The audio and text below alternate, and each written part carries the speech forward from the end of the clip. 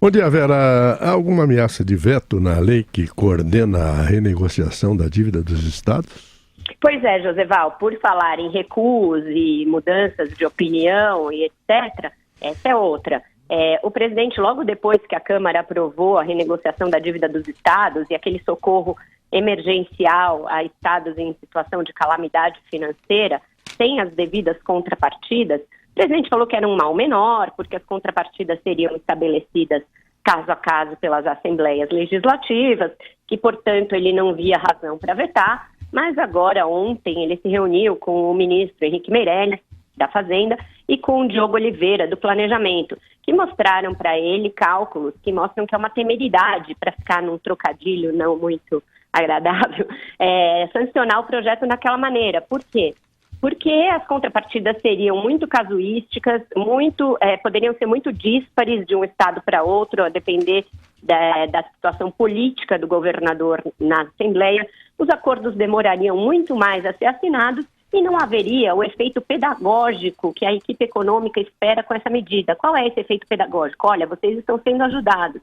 Vocês poderão ter uma moratória de 3 anos para pagar suas dívidas, porém, vocês precisam fazer um ajuste consistente, definitivo e não apenas um puxadinho. Então é isso que a equipe econômica quer convencer o presidente, que sancionar essa medida da forma como a Câmara aprovou é um convite à irresponsabilidade fiscal.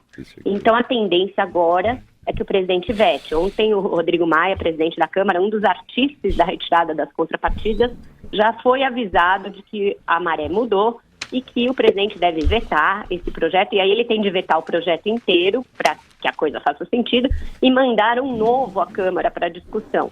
E aí espera-se que os deputados, passado o clima de eleição da presidência da Câmara, passado o clima populista ali do fim do ano, tenham mais consciência e entendam que é necessário fazer um projeto que tenha sentido com o tempo de austeridade fiscal que o país precisa.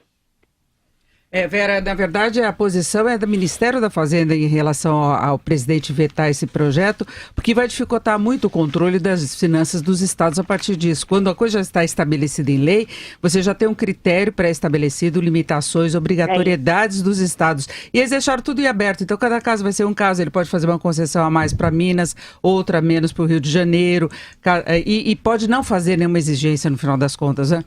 Exatamente, Denise. O Meirelles e o Diogo Oliveira se reuniram com o presidente, mostraram números. Enquanto isso, o secretário executivo da Fazenda, Eduardo Guardia, se reuniu com o Rodrigo Maia e também falou sobre isso, sobre como o projeto tinha ficado capenga da maneira como passou na Câmara. Porque ele disse o seguinte, que não tem sentido você postergar o pagamento de dívidas sem ter instrumentos para que os estados façam ajustes permanentes. Porque aí você só joga o problema para frente, que é o que o Brasil vem fazendo nessa área fiscal há muito tempo. Ele disse que o projeto foi aprovado de um jeito que não se sustenta juridicamente, economicamente, do ponto de vista técnico. Ele ficou totalmente insustentável.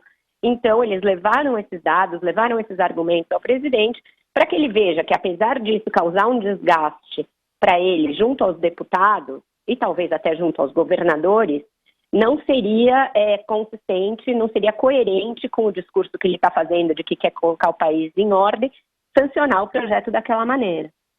Vera, nos encontramos logo mais no 3 em 1, hein? Combinado, Aros. Até mais, pessoal. Bom trabalho. Obrigado.